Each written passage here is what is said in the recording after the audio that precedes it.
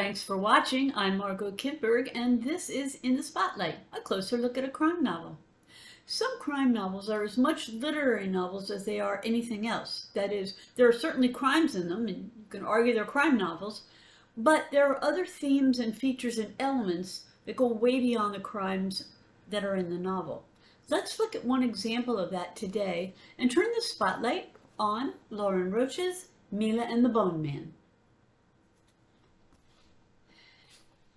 As the real action in the story begins, Mila is 7 years old, living with her mother Esther, her stepfather Tama, and her siblings on the northernmost part of New Zealand's North Island. From an early age, Mila has had the instincts of a healer, and her Auntie Kath, who knows the secrets of healing, is helping her learn the skills.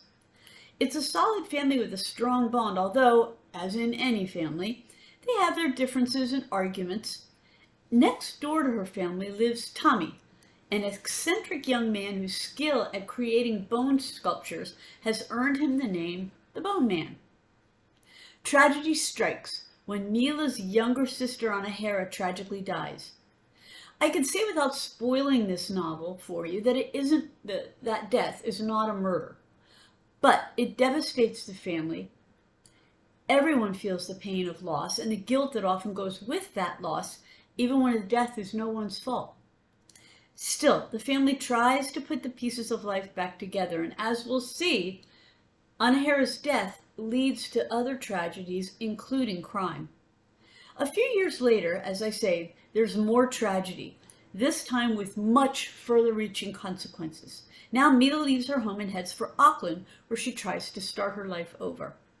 She puts her healing gifts to work and starts working at a hospital. In fact, she even decides that she might try for a nursing education.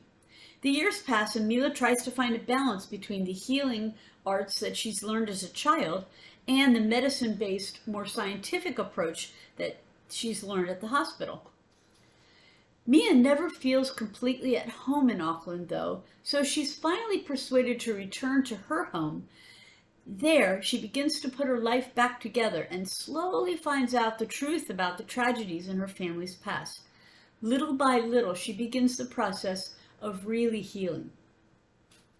So, as I say, this novel has more to it than just the crimes, although there are certainly crimes committed in the novel.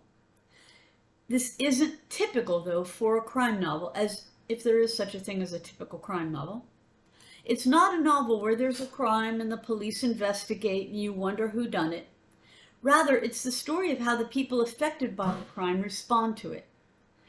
Without risking spoilers, I can say that an important element here in the novel is how the different members of the family react to what happens to them. There are lifetime consequences for everyone. Lest you think, though, that this is a bleak novel with a ruined family and a terrible outcome, that's not the case at all. Another important element in the novel is the way the family members find their way back to each other.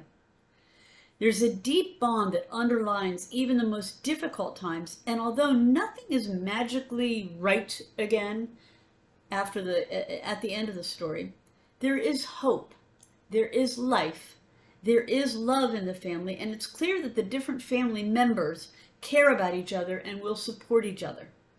There's also a real feel for nature in the novel. Mila is most at home in this forest, and we see how connected she is with the natural world. We also see how healers like Mila learn how to use nature, replenish it, and live in harmony with it. There's also a solid sense of the Maori culture as well as the Croatian culture of Mila's grandmother. That culture is woven through family relationships, rituals, and Mila's relationship with nature. There are also several Maori words and expressions used in the novel. That said, though, the words are easy to understand from context, and they add to the strong sense of life on New Zealand's North Island. Mila and the Bone Man is the story of a close-knit family and what happens when they face devastation and tragedy.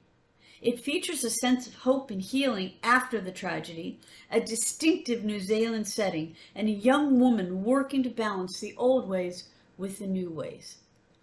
This has been In the Spotlight. I'm Margot Kinberg. Thanks for watching.